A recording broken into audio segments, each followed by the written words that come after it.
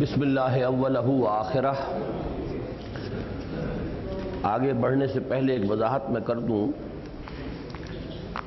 شاید میرے انداز بیان میں کوئی غلطی تھی جس سے ایک مغالطہ ہوا۔ میں نے جو بھیڑوں کا لفظ استعمال کیا تھا تو یہ سمجھا گیا کہ شاید میں نے ان علماء کو بھیڑیں قرار دیا کہ جو آئے تھے میری دعوت پر۔ میں نے تو اصل میں جو تنظیم میں لوگ شامل ہیں ان کو کہا تھا کہ میں نے اپنی بھیڑوں کو ان کے سامنے پیش کر دیا کہ اپنے خیالات، اپنا فلسفہ۔ اصل میں یہ وہ انجیل کی اصطلاح ہے کہ حضرت مسیح علیہ السلام نے کہا تھا کہ میں اسرائیل کے گھرانے کی کھوئی ہوئی بھیڑوں کی تلاش میں آیا ہوں۔ تو گویا کہ حضرت مسیح علیہ السلام کے پاس جو لوگ جمع ہوئے، اب ان کی حیثیت ان کے لیے ایک رکھوالے کی اور ایک یعنی جس طرح سے کسی گلے کا نگران ہوتا ہے اس کی ہوتی ہے۔ تو اس معنی میں وہ لفظ میں نے تنظیم میں شامل لوگوں کے لیے، اور یہ کہ میں نے ان کو پیش کر دیا ان علماء کرام کے سامنے کہ میری رائے جو بھی غلط انہیں معلوم ہوئی ہے اسے میرے ان ساتھیوں کے سامنے دلائل کے ساتھ پیش کر دیں، یہ معنی تھے۔ ان حضرات کی شان میں یہ لفظ میں نے استعمال نہیں کیا۔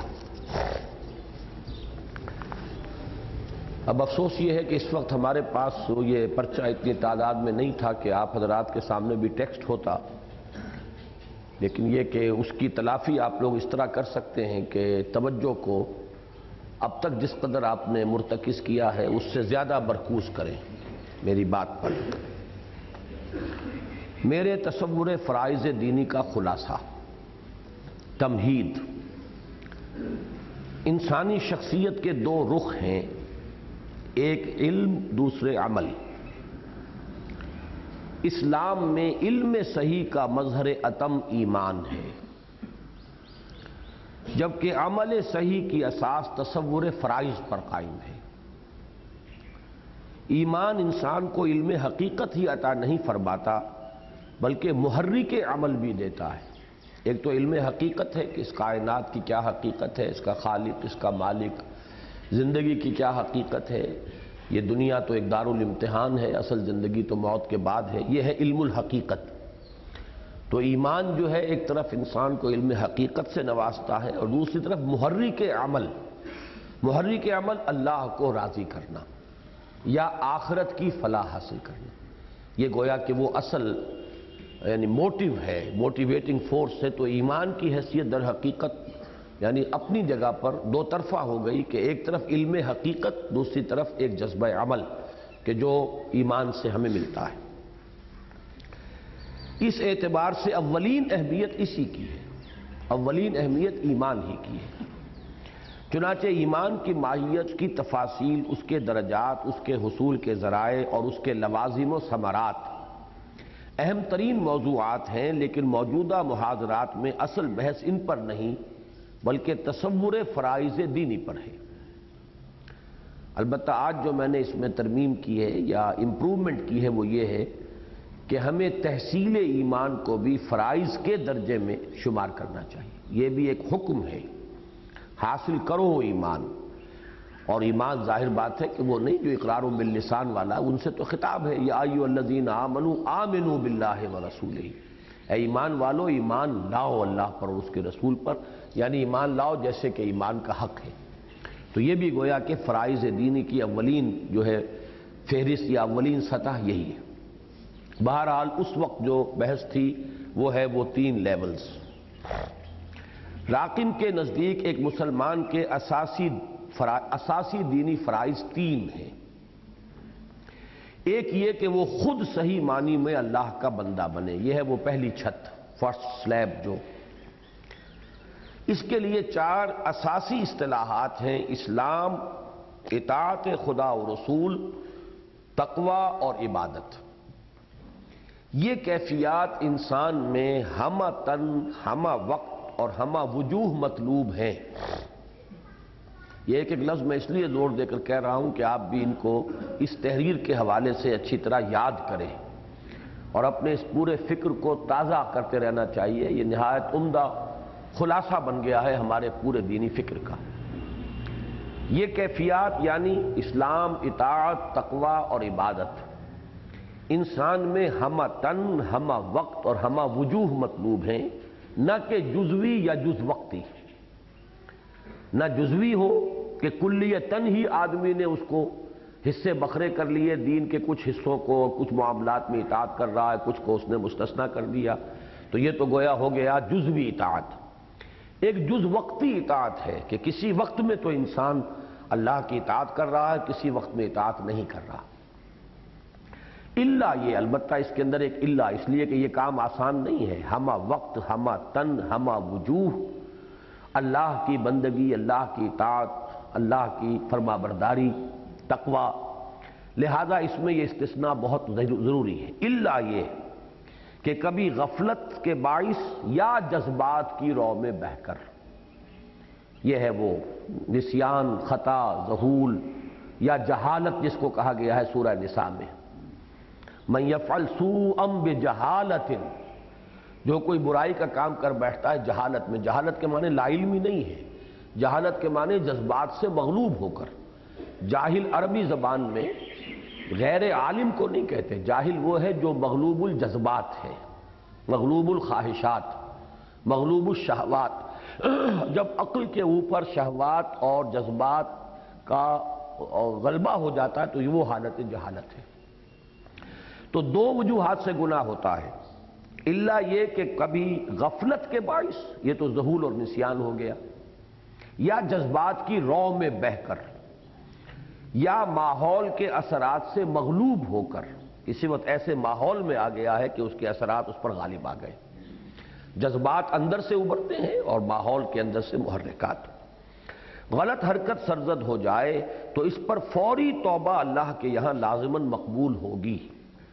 اس کے برعکس اگر جان بوجھ کر کوئی ایک معصیت بھی مستقل طور پر اختیار کر لی گئی، جان بوجھ کر ایک معصیت بھی، اور اس پر توبہ کی بروقت توفیق نہ ملی، تو اس سے نہ صرف تمام نیکیوں کے ضائع چلے جانے بلکہ جہنم میں داخلے حتیٰ کہ خلود فی النار تک کا اندیشہ ہے۔ تو جو آیا ہے قرآن مجید میں سورہ بقرہ میں، بلا من کسب سیئۃ وحاطت بہ خطیئتہ فاولئک اصحاب النار هم فیہا خالدون، جس نے ایک بدی بھی کسبہ، جان بوجھ کر کمائی اور اس کا احاطہ کر لیا اس کی خطا نے، یعنی یہ ہے کہ جیسے عمل سے انسان کے اندر نیک عمل سے ایمان بڑھتا ہے، اسی طرح بد عملی سے ایمان گھٹتا ہے، اور یہ صورت ہو سکتی ہے ممکن کہ گھٹتے گھٹتے بالکل وہ صفر کے درجے میں ہو جائے، تو یہ وہ کیفیت جو ہے اس کا امکان ہے، اور یہی نام نفاق ہے۔ در حقیقت نفاق کیا ہے؟ جو فرمایا گیا سورہ منافقون میں، ذالک بانہم آمنوا ثم کفروا، اس لیے کہ وہ ایمان تو لائے تھے لیکن پھر کفر کیا ہے انہوں نے۔ تو شروع میں وہ ایمان جب لائے تھے تو دھوکہ دینے کے لیے نہیں لائے تھے، وہ ان کا جو ارادہ تھا وہ جھوٹ بولنے کا نہیں تھا، لیکن پھر وہ آزمائشیں اور جو بھی مطالبات آئے اس میں پسپائی ہوئی، وہ ارتداد باطنی ہوتی چلی گئی، یہاں تک کہ وہ ایمان سے بالکل خارج ہو گئے، قانوناً ایمان کے دائرے میں پھر بھی رہے، اس لیے کہ منافق جو ہے وہ قانوناً تو مسلمان ہوتا ہے۔ الا یہ کہ حقیقی اور واقعی اضطرار ہو۔ اب اس میں چوتھی چیز اور آ گئی، یعنی معصیت کا ارتکاب یا تو غفلت اور ذہول سے ہو رہا ہے، یا جذبات کی رو میں بہہ گیا آدمی، یا ماحول کے اثرات سے مغلوب ہو گیا، اس صورت میں تو فوراً توبہ کرے گا انسان، اور توبہ اس کی اللہ قبول کر لے گا۔ انما التوبۃ علی اللہ للذین یعملون السوء بجہالۃ ثم یتوبون من قریب، اس کے لیے اللہ تعالیٰ نے وعدہ کیا ہے کہ اس کی توبہ قبول کرنا ہمارے ذمے ہے۔ یا یہ کہ واقعی اضطرار ہو، مجبوری ہو، سور کھا رہا ہے آدمی اس لیے کہ جان پر بن گئی ہے اور انسان جو ہے کوئی اور ذریعہ اس کے پاس جان بچانے کا نہیں رہا ہے، یہ استثناءات ہوں گے۔ باقی جو ہے جو مطلوب ہے وہ یہ ہے کہ یہ اسلام، اطاعت خدا و رسول، تقوی اور عبادت، یہ کیفیات انسان میں ہمہ تن، ہمہ وقت اور ہمہ وجوہ مطلوب ہے، یہ ہے پہلی سطح۔ دوسرے یہ کہ دوسروں کو حتی المقدور اسلام کی تبلیغ کرے اور دین کی دعوت دے، اب یہ سیکنڈ لیول آ گیا۔ اس کے لیے یوں تو بے شمار اصطلاحات ہیں، جیسے انذار، تبشیر، تذکیر، واعظ، نصیحت، وصیت، تعلیم، تبیین، تلقین، یہ تمام الفاظ جو ہیں استعمال ہوتے ہیں، لیکن اہم تر اصطلاحات چار ہی ہیں۔ جیسے وہاں چار تھیں، اسلام، اطاعت، تقوی اور عبادت، ایسے ہی تبلیغ، دعوت، امر بالمعروف و نہی عن المنکر اور شہادت علی الناس، یہ خود انسان کی اپنی شرافت اور مروت کا تقاضا بھی ہے۔ اب یہ میں وہ بیان کر رہا ہوں جو تفصیل کر چکا ہوں، اور ابنائے نو کی ہمدردی اور خیرخواہی کا تقاضا بھی ہے، لیکن سب سے بڑھ کر یہ سید المرسلین محمد الرسول اللہ صلی اللہ علیہ وسلم پر ختم نبوت کا منطقی نتیجہ ہے کہ اب تا قیام قیامت تمام انسانوں پر اللہ اور اس کے رسول کی جانب سے اتمام حجت یعنی شہادت علی الناس کی ذمہ داری بحیثیت مجموعی امت محمد صلی اللہ علیہ وسلم کے کندھوں پر ہے۔ یہ دو درجے جو ہیں، اس دوسرے درجے کے دو درجے، ایک تو یہ کہ یہ ہر شخص کے ایمان کا، اللہ کے ساتھ محبت کا، دوستی کا تقاضا ہے، پھر انسان دوستی کا تقاضا ہے، انسانوں کی خیرخواہی کا تقاضا ہے، اس کی شرافت اور مروت اور غیرت و حمیت کا تقاضا ہے، یہ تو ہے اپنی جگہ پر۔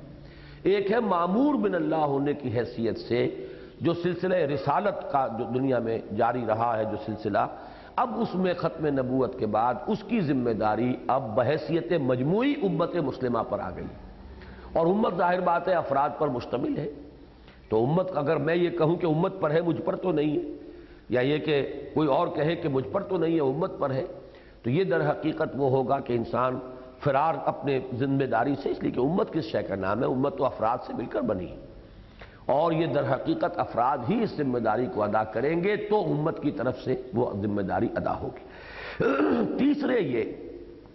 یہ تیسرے لیول پر آپ نے نوٹ کیا ہوگا کہ میں نے تفصیلی گفتگو نہیں کی، پہلے دو لیولز پر بلکہ تین لیولز پر آج میں نے ان کو قرار دیا، ایمان، پھر اس کے بعد یہ اسلام، اور پھر یہ دعوت و تبلیغ۔ اس پر تو تفصیلی گفتگو تیسرے پر نہیں کی، حالانکہ ہمارا اصل موضوع وہ ہے، اس پر تفصیلاً گفتگو جو ہے وہ انشاءاللہ شام کو ہوگی اسلامی انقلاب کے حوالے سے، کہ وہ جو ساری اصطلاحات میں نے اوپر لکھوائی ہیں، ہم نے اس کے اندر اب جس اصطلاح کو سب سے زیادہ نمایاں کیا ہے وہ ہے اسلامی انقلاب، تو اس کے مفہوم پر میرا ایک مضمون جو ہے وہ میثاق میں چھپ چکا ہے۔ اصل میں وہ تو میں نے شروع کیا تھا، وہ اپنی جو کتاب تھی اسلامی انقلاب کیسے، جو دوسرا حصہ بنتی استحکام پاکستان کا، اس کا یہ پہلا چیپٹر تھا جو لکھ لیا تھا، بعد میں وہ قلم میرا رک گیا، لہذا وہ گاڑی آگے نہیں چلی، لیکن وہ پہلا جو ہے میثاق میں چھپ گیا تھا، اس کے حوالے سے ہم پڑھیں گے اسے، یہاں بہرحال اس کا بھی ذکر ہے۔ تیسرے یہ کہ وہ اللہ کے کلمے کی سربلندی اور اس کے دین حق کے بالفعل قیام اور غلبے کے لیے تن من دھن سے کوشاں ہو۔ میں نے پہلے کوشش یہ کی ہے کہ اس میں جو ڈیفینیشن ہے شروع کی، اس میں سادہ ترین زبان استعمال کی، اصطلاحات کا معاملہ بعد میں آیا۔ یعنی پہلی بات کیا تھی، راقم کے نزدیک ایک مسلمان کے اساسی دینی فرائض تین ہیں، ایک یہ کہ وہ خود صحیح معنی میں اللہ کا بندہ بنے۔ اب اس میں کوئی اصطلاح نہیں آئی، سادہ زبان ہے۔ اصطلاح کیا ہے؟ اسلام، اطاعت، تقوی، عبادت۔ دوسرے یہ کہ دوسروں کو حتی المقدور اسلام کی تبلیغ کرے اور دین کی دعوت دے۔ اب اس میں پھر جو ثقیل تر اصطلاحات ہیں وہ امر بالمعروف نہی عن المنکر اور شہادت علی الناس، یہ مشکل اصطلاح ہے اور اس کے مفہوم کو عام طور پر نہیں سمجھا گیا۔ اب تیسرے یہ کہ وہ اللہ کے کلمے کی سربلندی اور اس کے دین حق کے بالفعل قیام اور غلبے کے لیے تن من دھن سے کوشاں ہو۔ اس کے لیے بھی قرآن حکیم کی چار اساسی اصطلاحات ہیں: تکبیر رب، اقامت دین، اظہار دین الحق علی الدین کلہ، اور لیکون الدین کلہ للہ۔ تکبیر رب یہ قرآن مجید سے ہے، ربک فکبر وکبرہ تکبیرا۔ اقامت دین سورہ شورى کی وہ آیت ہے مرکزی، آیت نمبر 13، ان اقیموا الدین ولا تتفرقوا فیہ۔ اظہار دین حق علی الدین کلہ، یہ 3 مرتبہ آئی ہے قرآن مجید میں۔ هو الذی ارسل رسولہ بالہدی ودین الحق لیظہرہ علی الدین کلہ، اور لیکون الدین کلہ للہ، یہ پہلے تو سورہ بقرہ میں آئی ہے وقاتلہم حتی لا تکون فتنۃ ویکون الدین للہ۔ پھر اس میں مزید زور پیدا ہوا جب سورہ انفال میں یہ آیت نازل ہوئی، وَقَاتِلُوهُمْ حَتَّى لَا تَكُونَ فِتْنَةٌ وَيَكُونَ الدِّينُ كُلُّهُ لِلَّهِ، مزید اضافہ کلہ، تاکہ کوئی اشتباہ نہ رہ جائے، کوئی کمی نہ رہ جائے۔ اس میں پانچویں اصطلاح کا میں نے اضافہ کیا ہے قرآن مجید کے حوالے سے، وہ ہے قیام نظام عدل اجتماعی۔ وہ سورہ حدید کی آیت نمبر 25 کے حوالے سے، لَقَدْ أَرْسَلْنَا رُسُلَنَا بِالْبَيِّنَاتِ وَأَنزَلْنَا مَعَهُمُ الْكِتَابَ وَالْمِيزَانَ لِيَقُومَ النَّاسُ بِالْقِسْطِ، ہم نے رسولوں کو بھیجا بینات کے ساتھ، ان کے ساتھ اپنی کتاب اور میزان نازل فرمائی تاکہ لوگ عدل پر قائم ہوں۔ تو قیام نظام عدل اجتماعی، یہ قرآن مجید کی 5 ہو گئی۔ حدیث نبوی میں ایک 5ویں یا اب ہم کہیں گے 6ٹھی اصطلاح وارد ہوئی ہے، لِتَكُونَ كَلِمَةُ اللَّهِ هِيَ الْعُلْيَا، تاکہ اللہ ہی کی بات سب سے اونچی ہو جائے، بالا ترین بات اللہ کی ہو۔ 3 عام فہم تعبیرات ہیں: قیام حکومت الہیہ، نفاذ نظام اسلامی اور اسلامی انقلاب۔ یہاں لکھا ہے، وہ تیسری چیز جو میں نے یہاں ایڈ کی ہے وہ ہے نفاذ نظام مصطفیٰ۔ وہ ایک دور میں بہرحال ایک بڑی تحریک تھی وہ، اور اس میں یہ لفظ عام ہوا ہے۔ اور چوتھا پھر یہ اسلامی انقلاب۔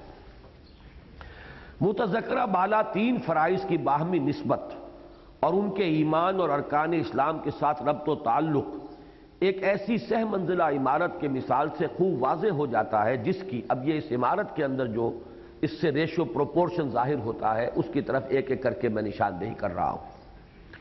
نمبر 1، ایک زیر زمین بنیاد ہے جو نظر نہیں آتی، لیکن پوری عمارت کی مضبوطی اور پائیداری کا دار و مدار اسی پر ہے۔ نمبر 2، اسی بنیاد کا ایک حصہ زمین سے باہر ہے جو نظر آتا ہے، جسے عرف عام میں کرسی اور انگریزی میں پلنتھ کہتے ہیں۔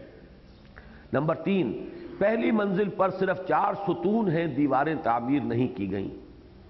ظاہر ہے کہ اوپر کی پوری تعمیر کا وزن انہی کے ذریعے بنیاد تک پہنچتا ہے۔ نمبر 4، ان ستونوں پر پہلی چھت قائم ہے۔ نمبر 5، دوسری چھت بھی اگرچہ ان ستونوں ہی پر قائم ہے، لیکن دیواروں کی تعمیر کے باعث ستون نظر نہیں آتے۔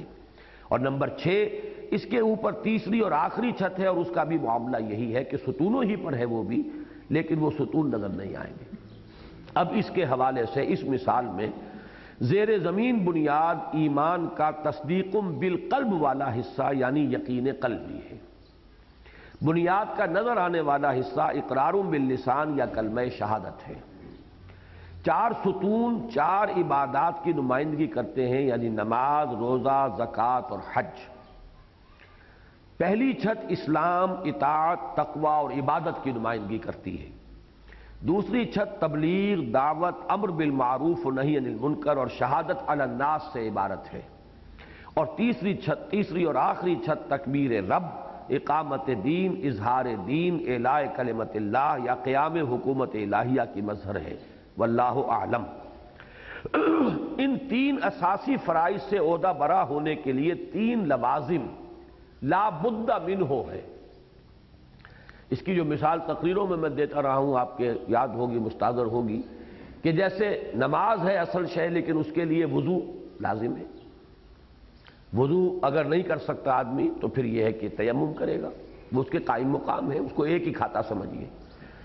وضو کے لیے پاک پانی کا ہونا لازم ہے، تو یہ 3 درجے ہو گئے۔ تیمم کے لیے سعیدن طیبہ، مٹی ہو تو پاک ہو، تو یہ 3 درجے ہو گئے کہ ایک کے لیے دوسری شے لازم، دوسری کے لیے تیسری شے لازم۔ تو اصل بنیادی فرائض تو یہ ہے، لیکن اس کے لیے 3 لوازم ہیں۔ دوام جہاد فی سبیل اللہ پہلا لازم یہ ہے۔ اب اس میں گویا کہ وہ تمام آیات جمع ہو جائیں گی جو ہم نے پڑھی تھیں قرآن اور جہاد کے حوالے سے۔ قرآن سے ایمان، ایمان سے جہاد، اور جہاد کے یہ 3 مراحل ہیں۔ اب مسلسل اوپر چڑھنے کے لیے جد و جہد اور محنت درکار ہے، اور وہ ہے جہاد۔ جہاد کے لفظ میں چونکہ مخالف کی کوئی قوت بھی موجود ہوتی ہے، جہد کے معنی کوشش اور جہاد کے معنی ہے مخالفت کے علی الرغم کوشش کرنا، موانع کے باوجود اپنی سی سعی کیے چلے جانا، اور اس تمام موانع کو راستے سے ہٹا کر اپنی منزل کی طرف پیش قدمی کی امکانی کوشش، یہ جہاد ہے۔ تو دوام جہاد فی سبیل اللہ، یہ لفظ نوٹ کیجئے، مومن کا کوئی لمحہ جہاد سے خالی نہیں ہو سکتا، دوام ہے یہ۔ اس لیے کہ اسے ہر وقت اپنے نفس سے یاد کرنا ہے، نفس ہر وقت اسے بدی کے لیے اکساتا رہتا ہے، اس کے اندر سے جو ہے وہ داعیات ابھرتے رہتے ہیں۔ تو دوام جہاد فی سبیل اللہ جس کا ظہور نمبر 1 فریضہ اول کے ضمن میں پہلے لیول پر 3 جہاد کرنے پڑتے ہیں آدمی کو۔ نفس امارہ، ان النفس لامارۃ بالسوء، اس کے ساتھ مقابلہ ہوگا۔ شیطان لعین جو نفس میں پھونکے مارتا رہتا ہے، برائیوں کو وہ حسین کر کے اور مزین کر کے دکھاتا ہے، وہ بد اخلاقی کو بد کرداری کو آرٹ کا نام دے گا اور ثقافت کا نام دے گا، یہ جو کچھ ہو رہا ہے۔ اور نمبر 3 شیطان لعین اور اس کی ذریت صلبی و معنوی، اس کی صلبی ذریت جو ہے وہ تو جنات ہی ہیں، شیاطین جن، اور دوسرے انسان ہیں اس کے مرید، تو وہ بھی در حقیقت لوگوں کو گمراہ کرنے پر تلے ہوئے ہیں۔ اور بگڑے ہوئے معاشرے کے غلط رجحانات، جو معاشرے کا دباؤ ہوتا ہے، سوشل پریشر، اگر اس میں بدی کا غلبہ ہے تو پریشر جو ہے وہ بدی کی طرف آپ کو لے جانا چاہے گا اور آپ کو اس کے خلاف زور لگا کر چلنا پڑے گا۔ تو یہ 3 جہاد ہوں گے تو پہلی منزل سر ہوگی، یہ ہے جہاد۔ حدیث نبوی کی روح سے یہی افضل الجہاد ہے۔ ای الجہاد افضل یا رسول اللہ؟ ان تجاہد نفسک فی طاعت اللہ، المجاہد من جاہد نفسہ، مجاہد تو وہی ہے جو اپنے نفس کے ساتھ جہاد کرتا ہے۔ اسی میں وہ حدیث بھی پیش کی جاتی ہے، اگرچہ اس کی تعبیر میں بعض حضرات کا اختلاف ہے، کہ رجعنا من الجہاد الاصغر الى الجہاد الاکبر۔ جب غزوہ تبوک سے واپس حضور تشریف لا رہے تھے تو آپ نے فرمایا ہم جہاد اکبر سے جہاد اصغر سے جہاد اکبر کی طرف لوٹ آئے ہیں۔ اب اس کے 2 معنی کیے گئے، ایک تو یہ کہ وہ تو دشمنوں کے ساتھ جہاد تھا اور یہاں مدینے میں رہتے ہوئے ہر وقت اپنے نفس کے ساتھ، اور یہ جو بھی مجاہدہ نفس کا ہے یہ تو چلنا ہے، یہ ہے جہاد اکبر۔ ایک رائے یہ بھی ظاہر کی گئی ہے کہ اس میں مراد تھا منافقین کے خلاف اقدام، کہ اب چونکہ آتے ہی آپ نے وہ جو مسجد بنا لی گئی تھی، مسجد زرار جسے کہتے ہیں، اس کو بھی گرایا ہے، اور اس کے بعد جو ہے وہ آیات جو کھلم کھلا منافقین کے پردے کو چاک کر دینے والی تھی وہ آیات بھی نازل ہو گئی۔ تو بعض حضرات جو ہے خاص طور پر جو تصوف کے کسی وجہ سے دشمن ہیں اور اس جہاد کو جہاد اکبر ماننے کو تیار نہیں ہے، اس اعتبار سے کوئی فرق واقع نہیں ہوتا، اس لیے کہ صحابہ کا فرمایا ہوا بھی ہمارے ہاں ایک سند کے درجے میں ہے، اور اسے حدیث ہی کہا جاتا ہے اصل میں۔ تو اخبار اور آثار 2 پر جمع ہو کر حدیث بنتی ہے۔ اخبار جس کو کہتے ہیں خبر، اس چیز کی جمع اخبار ہے، وہ ہے حضور کا قول یا فعل یا تقریر، اور اثر جس کی جمع آثار ہے وہ صحابی کا قول یا فعل یا تقریر، اور ٹیکنیکلی حدیث کے لفظ میں یہ دونوں شامل ہیں۔ اس لیے کہ گمان غالب یہی ہوتا ہے کہ کچھ صحابی جو بات کرتے ہیں وہ یقیناً نبی اکرم صلی اللہ علیہ وسلم ہی سے یا انہوں نے سنی ہے، یا یہ ہے کہ کسی اور صحابی سے سنی ہو، بہرحال اس کے بارے میں گمان غالب یہی ہے کہ وہ بھی ایک مستند چیز ہے، اور وہ حدیث کے اندر ٹیکنیکلی وہ بھی شامل ہے۔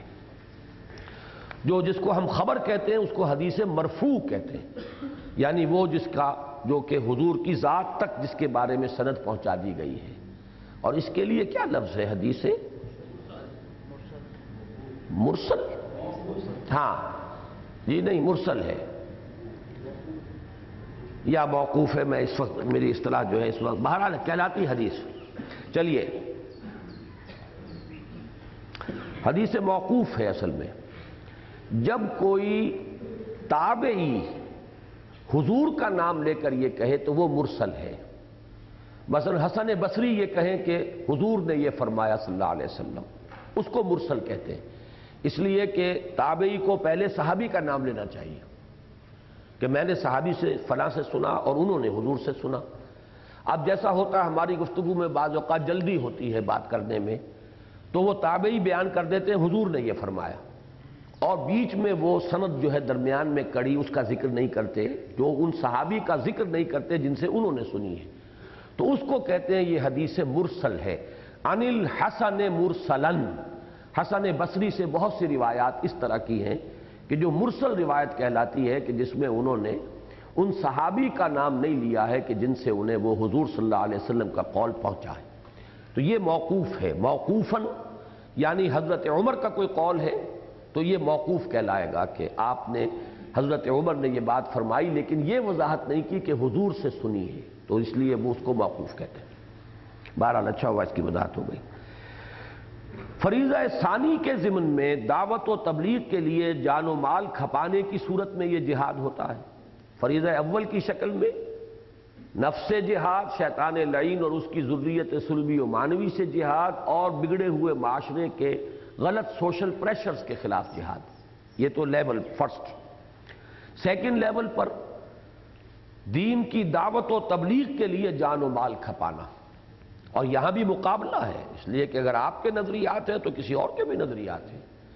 آپ اسلام پھیلانا چاہتے ہیں تو کوئی عیسائیت پھیلا رہا ہے، آپ اسلام کے نظریے کو چاہتے ہیں کہ پروموٹ ہو تو کوئی مارکسزم کو پھیلانا چاہتا ہے اور اس کے لیے کوشش کر رہا ہے، تو مقابلہ تو ہوگا، لیکن یہ مقابلہ ہے نظریاتی تصادم، اس میں ابھی وہ فزیکل تصادم نہیں ہے، جسمانی تصادم نہیں ہے، وہ جان ہتھیلی پر رکھ کر میدان میں آنے والا مرحلہ دعوت و تبلیغ میں نہیں آتا، لیکن جان کھپتی ہے، مال کھپتا ہے، وقت لگتا ہے، صلاحیت صرف ہوتی ہے، لہذا یہ بھی جہاد فی سبیل اللہ ہے۔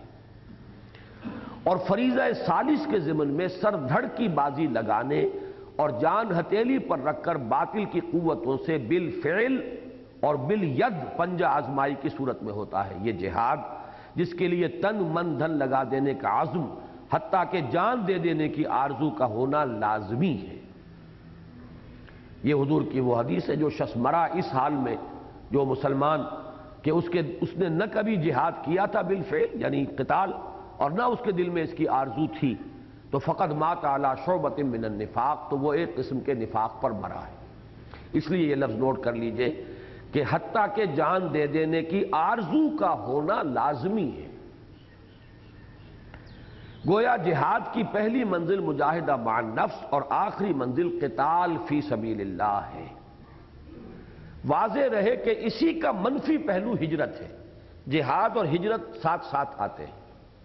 جیسے میں نے کئی جگہ وضاحت کی کہ تبلیغ ہے پہنچانا، دعوت ہے کھینچ کے لے آنا، اطاعت ہے مثبت شے حکم ماننا، منفی اسی کا دوسرا پہلو جو ہے وہ تقویٰ ہے کہ اللہ کے احکام کو توڑنے سے بچنا۔ اسی طرح جہاد اور ہجرت بھی ساتھ ساتھ جڑے ہوئے ہیں۔ جہاد ہی کا منفی پہلو ہجرت ہے، یہ سمجھ لیں آپ اس کو، اس کے بھی تینوں لیول ہوں گے۔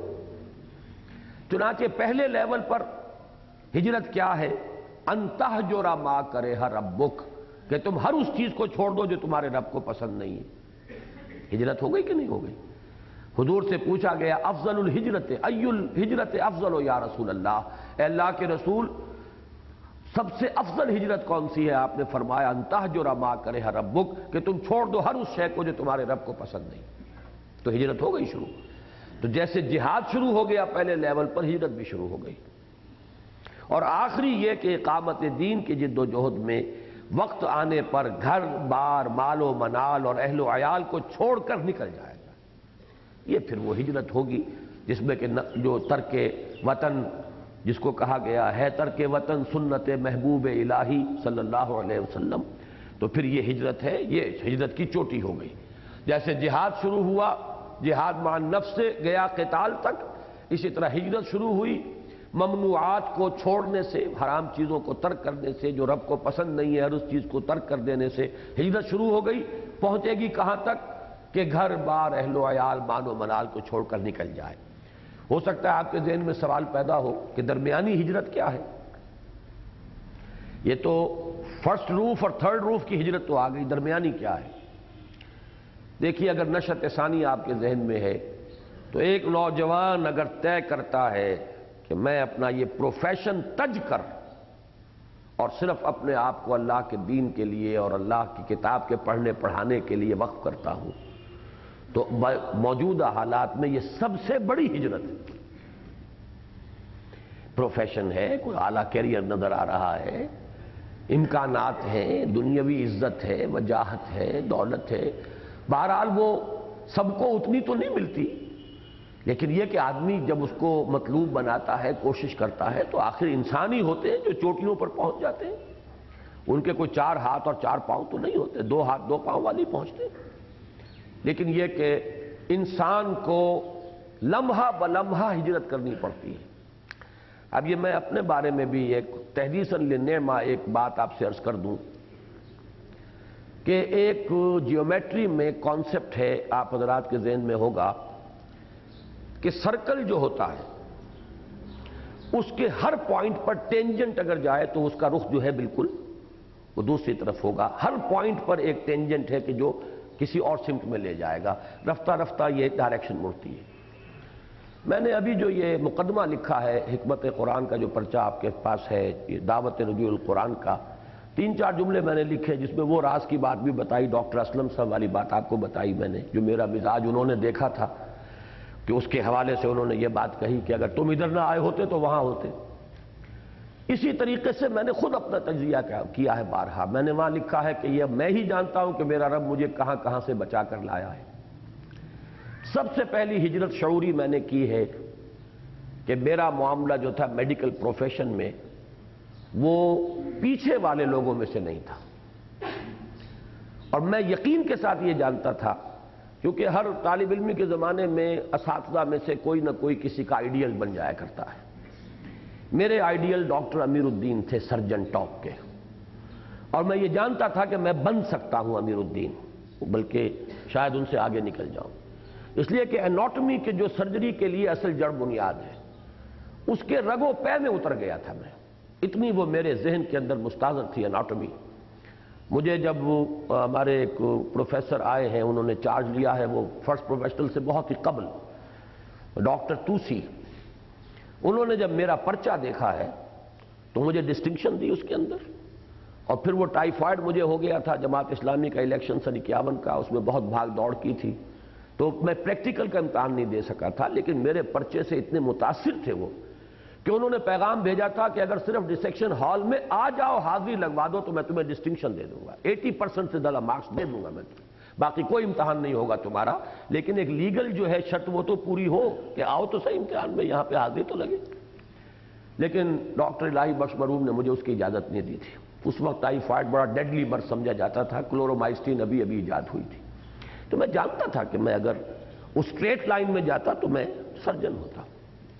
اس کے بعد آگے چلیے، جمعیت میں نے کام شروع کیا، کچھ صلاحیتیں تھی آخر بولنے کی، لکھنے کی، آرگنائزیشن کی۔ یہ جن لوگوں کو معلوم ہے، پنجاب میں جمعیت کو عوامی دور میں لانے والا واحد شخص میں ہوں۔ مجھ سے پہلے یہ چھوٹا سا ایک حلقہ تھا، اس کی کوئی عوامی حیثیت تھی نہیں۔ میں جب بنا ہوں لاہور کا ناظم اور پنجاب کا ناظم بیک وقت، تو ایک دم ایکسپلوژن ہوا ہے اس تنظیم کا۔ اس کے بعد میں نمایاں ہو گیا، جماعت اسلامی کے اندر بھی لوگوں کی نگاہیں مجھ پر اٹھیں، تقریریں میری پسند کی جاتی تھی، درس قرآن کا میرا شہرہ تھا، تحریر بھی کر لیتا تھا، عزم جو ہے اس کو ایڈٹ کر رہا تھا۔ لیکن میں نے خطرہ محسوس کیا کہ اگر اسی رخ پر میں بڑھ گیا تو میں ایک بہت ہی سستا قسم کا گھٹیا لیڈر بن جاؤں گا۔ میں نے کانشیسلی پھر ڈائیورٹ کیا اپنے آپ کو، اگر یعنی اس جمعیت میں جو میرا اس وقت کا کردار تھا اگر وہی جاری رہتا تو میں ایک سیاسی لیڈر بن گیا۔ بلکہ یہ لطیفہ ہے کہ پہلی میری عوامی تقریر جب ہوئی ہے نومبر 1951 میں، مولانا اصلاحی کی زیر صدارت، جمعیت طلبہ کا سالانہ جلسہ تھا YMCA ہال میں۔ یہ فرسٹ پروفیشنل اب سیکنڈ ٹائم میں دے چکا تھا، وہ سپلیمنٹری کا امتحان دے چکا تھا، رزلٹ مجھے وہیں اس میں YMCA ہال میں بتایا گیا ہے کہ تم کامیاب ہو گئے۔ اس وقت میری تقریر کی تھی جو اب بھی جمعیت کے بنیادی لٹریچر میں آج تک شامل ہے، ہماری دعوت اور ہمارا طریقہ کار۔ یہ تقریر میری اس YMCA ہال میں تھی نومبر 1951 میں، اصلاحی صاحب کی صدارت تھی، اور گود میں ان کی وہ بچی بیٹھی ہوئی تھی جو اب جوان بیٹوں کی والدہ ہے، مریم، جن کے پاس مولانا رہتے ہیں، تو وہ شاید 5 سال کی تھی، 4 سال کی تھی اس وقت۔ مجھے بعد میں معلوم ہوا کہ میری اس پہلی تقریر پر مولانا اصلاحی کا تبصرہ یہ تھا کہ اسرار تو لیڈر بن گیا، یہ تو پہلی تقریر تھی، لیکن میں نے کانشیسلی پھر اپنے آپ کو ڈائیورٹ کیا، دوبارہ ہجرت کی میں نے کہ اس رخ پر اگر میں چلا تو بس ایک لیڈر بن جاؤں گا سیاسی، جیسے ہوتے ہیں سستے قسم کے لوگ، نہ فکر کی گہرائی نہ شعور، بس شور اور ہنگامہ اور بس وہ چلت پھرت۔ اس سے میں، اصلاحی صاحب اس وقت امیر جماعت تھے، مولانا مودودی جیل میں تھے، میں جیسے ہی رزلٹ میرا آیا ہے فائنل MBBS کا، ان کے پاس گیا کہ رزلٹ آ گیا، میں اب فارغ ہوں، اور آپ بتائیے کہ میں اب کیا کروں. تو ان کے الفاظ یہ تھے, ان کا اپنا ایک مزاج ہے کہ میں تمہیں یہاں جتنے بھی یہ ہمارے جماعت کے تھے اس وقت کئی یہ گشتی شفا خانے بھی تھے, 1-2 ڈسپینسریاں بھی تھیں, ان کے اوپر میں اوور آل انچارج بنا دیتا ہوں, تمہاری معاش کا یعنی تنخواہ وہاں سے ملتی رہے گی, باقی اپنی ساری امنگیں سیاست کے میدان میں پوری کرو. یہ گویا کہ میرے لیے اور زیادہ وہ, لیکن میں نے طے کیا میں لاہور رہوں گا ہی نہیں. اس راستے کو کانشسلی چھوڑا ہے میں نے. مجھے اب تک یاد ہے میں اپنی کتاب کے اوپر وہ بنایا کرتا تھا کاپی کے اوپر, کافی عرصے تک وہ کاپیاں میرے پاس محفوظ بھی رہی ہیں. جیسے چوسر کی سڑک ہوتی ہے, اس وقت میں یہاں کھڑا ہوں, ایک راستہ میرے لیے, یہ ایک راستہ, یہ ایک راستہ, یہ ایک راستہ, یہ کانشسلی پھر میں نے سلیکٹ کیا کہ نہیں مجھے اس راستے پہ نہیں جانا. اس کے بعد جماعت اسلامی کا معاملہ تھا تو یہ کوئی آسان کام تو نہیں تھا اختلاف کرنا مولانا مودودی سے, اس وقت جب کہ میری عمر 24 برس تھی.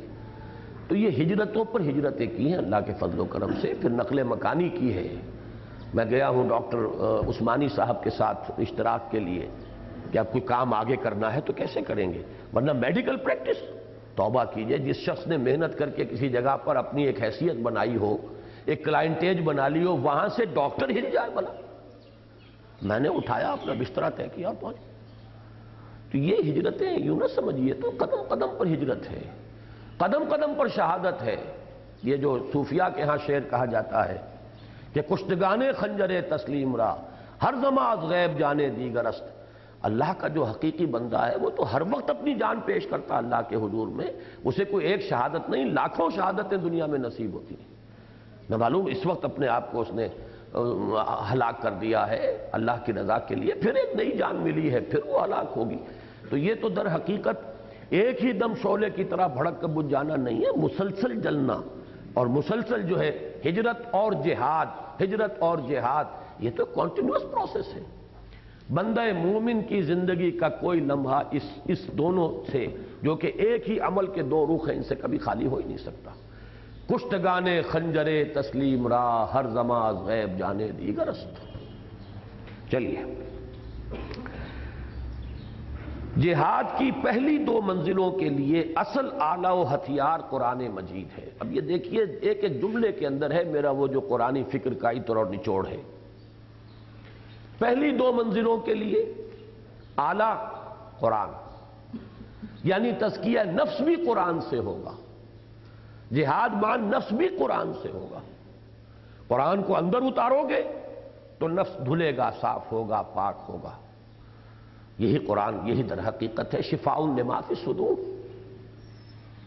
وَنُنَزِّلُ مِنَ الْقُرْآنِ مَا هُوَ شِفَاءٌ وَرَحْمَةٌ لِّلْمُؤْمِنِينَ وَلَا يَزِيدُ الظَّالِمِينَ إِلَّا خَسَارًا. یا ایھا الناس قد جاءتکم موعظۃ من ربکم وشفاء لما فی الصدور. اب یہ دوسری بات ہے کہ اس کی طرف سے توجہ ہٹا کر نہ معلوم کیا کیا چیزیں ایجاد ہوئی ہیں اور کیا کیا طریقے اس کے لیے اختیار کیے گئے ہیں. وہ ایک علیحدہ بحث ہے جو ہم کر چکے ہیں وہ قرآن اور جہاد والے مضمون میں. تو جہاد کی پہلی 2 منزلوں کے لیے اصل آلہ و ہتھیار قرآن مجید ہے, یعنی جہاد بالقرآن. جاہدہم بہی جہادن کبیرہ, دعوت و تبلیغ اور کفر اور شرک کا استیصال قرآن کے ذریعے سے ہو رہا تھا. اور بہترین شعر ہے علامہ اقبال کا کہ کشتن ابلیس کار مشکل است, زاں کے اوگم اندر اعماق دل است, خوشترا باشد کے مسلمانش کنی اور کشتہ شمشیر قرآنش کنی. یہ بھی اندر داخل ہو جاتا. اگر شیطان تمہارے نفس میں سرایت کر سکتا ہے تمہارے وجود میں خون کی طرح, تو قرآن بھی سرایت کرتا ہے. تو جیسے زہر ہو ویسا ہی تریاق ہو تو کام کرے گا نا. چنانچہ مجاہدہ مع نفس کا مؤثر ترین ذریعہ ہے قرآن کے ساتھ قیام اللیل یا تہجد, اور دعوت و تبلیغ کا پورا عمل بھی قرآن حکیم ہی کی اساس پر اور اسی کے ذریعے ہونا چاہیے. تیسری اور آخری منزل پر عہد حاضر میں جہاد بالید کی موضوع ترین صورت فواحش و منکرات کے خلاف پرامن مظاہرے ہیں, لیکن اس میں نوبت فقہائے کرام کی طے کردہ شرائط کے تحت قتال یعنی جہاد بالسیف تک بھی آ سکتی ہے. تیار رہنا چاہیے اس کے لیے. یعنی اس وقت کی جو قابل عمل شکل ہے وہ ہے منکرات اور فواحش کے خلاف اجتماعی مظاہرے, منظم, ڈسپلن, اور بالید چیلنج کے ساتھ کہ اب ہم یہ کام نہیں ہونے دیں گے. انف از انف. اب تک ہم خوشامد کرتے رہے، اب تک ہم آپ سے درخواستیں کرتے رہے خدا کے لیے بعد آ جائیں، اب تک ہم نہیں عن المنکر باللسان کرتے رہے. ناؤ انف از انف. اب نہیں ہونے دیں گے. پھر جان جائے چاہیے فاول مطلوب. لیکن یہ کہ اس میں وہ مرحلہ قتال کا بھی آ سکتا ہے، وہ کوئی حرام مطلق نہیں ہے، اس کی شرائط ہیں جو کہ امام ابو حنیفہ رحمۃ اللہ علیہ نے معین کی ہیں کہ اتنی طاقت فراہم ہو چکی ہو کہ کامیابی یقینی ہو جائے. یعنی یہ کہ آپ کی اسیسمنٹ میں یقینی ہو جائے، باقی ہوتا کیا ہے یہ تو اللہ جانتا ہے، لیکن آپ کی اپنی ججمنٹ تو ہو نا کہ یقینی ہے. اچھا، یہ پہلی چیز تھی. لوازم میں سے پہلی تھی جہاد فی سبیل اللہ کا دوام. 3 میں نے بتایا کہ فرائض ہیں اساسی: خود اللہ کا بندہ بننا، اور دوسروں کو اس کی دعوت دینا، اور اللہ کے نظام کو قائم کرنا. 3 لوازم ہیں. ایک جہاد اور ہجرت کو سائیڈ بائی سائیڈ لے کر کہ وہ ایک ہی پروسیس کے 2 رخ ہیں، اور ان کو تینوں لیولز کے اوپر ہم نے سمجھ لیا. دوسری چیز ہے لزوم اجتماعیت، جس کا تقاضا نمبر 1 فریضہ اول کے ضمن میں صرف صحبت صالح کونوا مع الصادقین سے بھی پورا ہو سکتا ہے. یعنی پہلا جہاد تو آپ کو کرنا ہے، اپنے نفس سے تو خود ہی کرنا ہے نا. صرف آپ کو تقویت حاصل ہو جائے گی اگر آپ نے صحبت اچھی رکھی ہے، نیک لوگوں کے ساتھ اٹھتے بیٹھتے ہیں. آپ دیکھتے ہیں کہ اس اللہ کے بندے نے بھی اپنی اصلاح کر لی ہے، اس نے بھی یہ کام کر لیا ہے، تو آپ کے اندر بھی ہمت جو ہے وہ بڑھتی ہے، اور آپ کے اندر بھی جذبہ جو ہے وہ پروان چڑھتا ہے. کونوا مع الصادقین، یہ بھی کافی ہے پہلے لیول پر. کوئی جماعت، نظم، سم و طاعت لازمی نہیں ہے.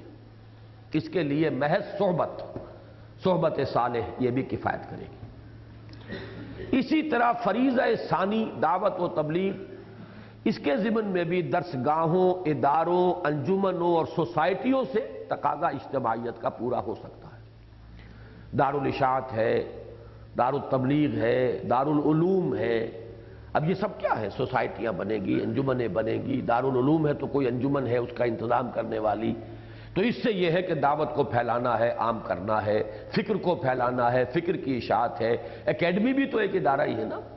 یہ در حقیقت اسی لیول کا ادارہ ہے کہ انجمن، خدام القرآن، اکیڈمی، قرآن کالج، ہم بھی تو اسی لیول پر اس دوسرے مرحلے میں. تو میں نے کہا ہے کہ درس گاہوں، اداروں، انجمنوں اور سوسائٹیوں سے یہ تقاضا پورا ہو سکتا ہے. اس کے لیے بھی جماعت ضروری نہیں. جماعت اس معنی میں سم و طاعت اور بہت منظم اور عمارت ہو، اور عمارت کے ساتھ وہ تعلق سم و طاعت ہو، لازم نہیں. یہ خالص عقلی یعنی بات، معقول بات، منطقی بات ہے. لیکن when you come to the third level، لیکن فریضہ ثالث کے ضمن میں سم و طاعت فی المعروف کے ٹھیٹھ اسلامی اور عسکری اصول پر مبنی جماعت کے بغیر پورا نہیں ہو سکتا. انیویٹیبل ہے. یہاں تو تصادم ہونا ہے بالفعل. وہ تصادم صحیح رہے اور نتیجہ خیز ہو، اس کے لیے ایک ایسی ڈسپلن جماعت ضروری ہے جس میں سم و طاعت کا اسلامی اصول، یعنی ایک ہی شے ہے جس کے لیے اسلامی اصطلاح ہے سم و طاعت، اور اس کے لیے ایک جو کامن اصطلاح ہے وہ ہے military discipline, army discipline. There is not to reason why, there is but to do and die. چیز تو ایک ہی ہے. دینی اصطلاح میں کہتے ہیں سم و طاعت، سنو اور اطاعت کرو. نو ریزننگ، لسن اینڈ اوبے. یہ سم و طاعت قرآن کی اصطلاح ہے. اذ قلتم سمعنا واطعنا فاتقوا اللہ ما استطعتم واسمعوا واطیعوا. اللہ کا اتباع کی تقوی اختیار کرو، اللہ کا جتنا تمہارے حد امکان میں ہو، اور سنو اور اطاعت کرو. سمعنا واطعنا غفرانک ربنا والیک المصیر. تو سم و طاعت اور اسی کو عسکری نظام کہا جاتا ہے دنیا میں، اصول پر مبنی جماعت کے بغیر پورا نہیں ہو سکتا. اور یہی مراد ہے حضور صلی اللہ علیہ وسلم کے ان الفاظ مبارکہ سے کہ آمرکم بخمس بالجماعت والسمع والطاعت والہجرت والجہاد فی سبیل اللہ.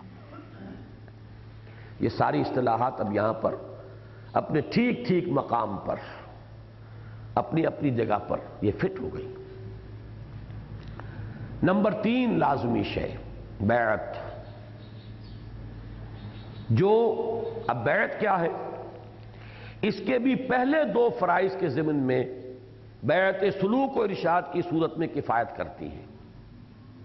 ہمارے ہاں جو نظام بیعت و ارشاد بنا ہے، اگرچہ اس کے بارے میں جو حضرات تصوف سے کچھ قد رکھتے ہیں اور زیادہ تر اہل حدیث حضرات، اہل حدیث سب تصوف سے بودھ نہیں رکھتے. مولانا داؤد غزنوی اور ان کا خاندان، ان کے والد، ان کے دادا، یہ بہت بڑے صوفی تھے یہ لوگ، لیکن زیادہ تر اہل حدیث مزاج میں تصوف سے بودھ ہے. تو وہ لوگ جو ہیں وہ بیعت کو کہتے ہیں کہ اس بیعت ارشاد کا کوئی ثبوت کتاب و سنت میں نہیں ہے. مجھے ان سے اختلاف ہے. میں یہ کہتا ہوں 2 بیعتیں حضور کی کہ جو ہجرت سے پہلے ہوئی ہے، بیعت عقبہ اولا، بیعت عقبہ ثانیہ، ان میں سے پہلی بیعت جو ہے وہ